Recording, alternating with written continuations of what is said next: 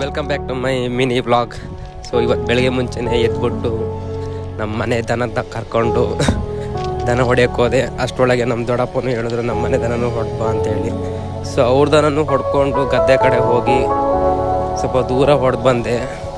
ಹೊಡೆದು ರಿಟರ್ನ್ ಬಂದು ಮತ್ತೆ ಕೊಡಕೆ ಹೋಗೋಣ ಸಗಣಿ ತೆಗಿನ ಅಂದ್ಕೊಂಡೆ. ಅಷ್ಟೊತ್ತಿಗೆ ನಮ್ಮ ಅಣ್ಣ ಸಗಣಿ ತೆಗಿತಿದ್ದೆ. ಸೊ ಮತ್ತು ಇನ್ನು ಯಾಕೆ ತಡ ಮಾಡೋದು ಅಂದ್ಕೊಂಡು ಸ್ವಲ್ಪ ತೋಟದ ಕಡೆ ಹೋಗಿ ಜಟ್ಟೆಲ್ಲ ಸ್ವಲ್ಪ ಚೇಂಜ್ ಮಾಡಿದ್ಕೂಡಲೇ ನಮ್ಮ ದೊಡ್ಡಪ್ಪ ಕರಿತಾಯಿದ್ರು, ಅಡಿಕೆ ಹಳ್ಡಕ್ಕೆ ಜನ ಎಲ್ಲ ಬಾರೋ ಅಂತ ಹೇಳಿದೆ. ಸೊ ನಮ್ಮ ಅವ್ವಗೆ ಹೇಳಿದೆ, ಅವ್ವ ತಿಂಡಿ ಹಾಕೊಡು ಅಂತ ಹೇಳಿದೆ.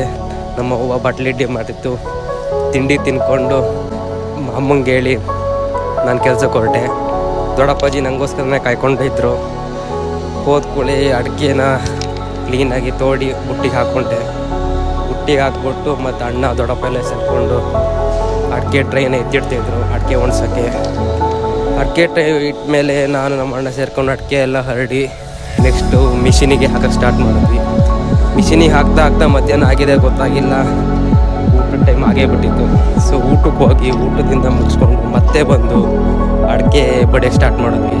ಅಡಿಕೆ ಪೂರ್ತಿ ಉದ್ರು ಮಾಡಿ ದೊಡ್ಡಪ್ಪ ಇನ್ನು ಹೋಗ್ತೀನಿ ನನ್ನ ಮನೆಗೆ ಅಂದ್ಕೂಳೆ ಸ್ವಲ್ಪ ಕಾಯಿ ಇದ್ದಾವೆ ಟೆರೆಸ್ ಮೇಲೆ ಹಾಕುವ ಅಂತ ಹೇಳಿದ್ರು.